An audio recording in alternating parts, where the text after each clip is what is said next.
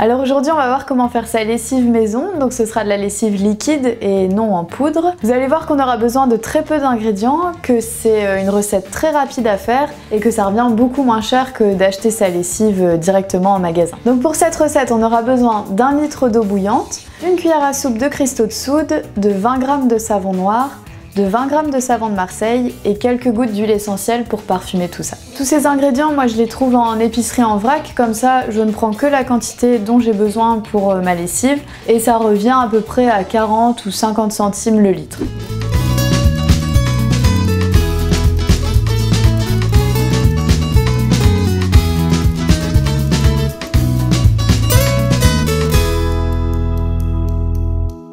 Alors la première étape, ça va être de venir râper le savon de Marseille en copeaux.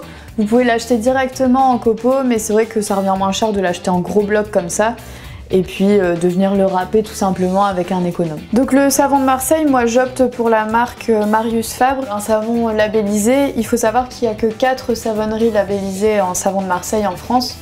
Et il vaut mieux du coup faire attention pour éviter les savons de Marseille qui ont une composition un peu douteuse avec des ajouts de produits chimiques ou alors avec une saponification qui va pas être traditionnelle au chaudron. Pour le savon de Marseille aussi, en tout cas pour faire sa lessive, c'est important de prendre le savon de Marseille qui aura une couleur verte plutôt que les copeaux de savon qu'on peut trouver qui ont une couleur un peu jaunâtre, blanchie, parce que ces copeaux jaunes auront une plus grosse teneur en glycérine et la glycérine c'est à éviter pour la machine à laver, ça va venir encrasser la machine et ça va venir en fait s'infiltrer dans tout ce qui est tissu absorbant.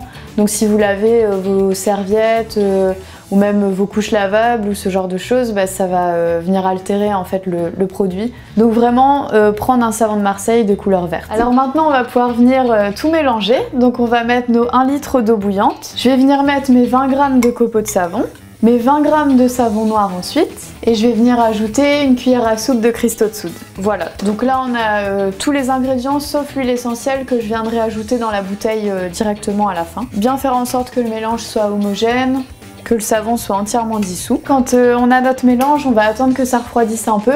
Faut pas non plus que ce soit vraiment froid pour pas que ça se fige. Donc une fois que c'est tiède, on vient le mettre en bouteille. On ajoute quelques gouttes d'huile essentielle. Donc moi j'utilise des huiles essentielles de lavande. Le tout c'est que ce soit une huile essentielle qui sente bon. Donc là je vous ai montré les quantités pour 1 litre de lessive. Mais en général je le fais pour 2-3 litres d'un coup. Et je vous conseille de faire ça aussi. Comme ça vous prenez 5 minutes un week-end pour faire vos 2-3 litres. Et vous avez au moins votre lessive pour les 6 mois à venir. Donc ça c'est chouette. Donc notre mélange, une fois qu'il aura refroidi, ressemblera à ça, donc avec du dépôt dans le fond, c'est normal.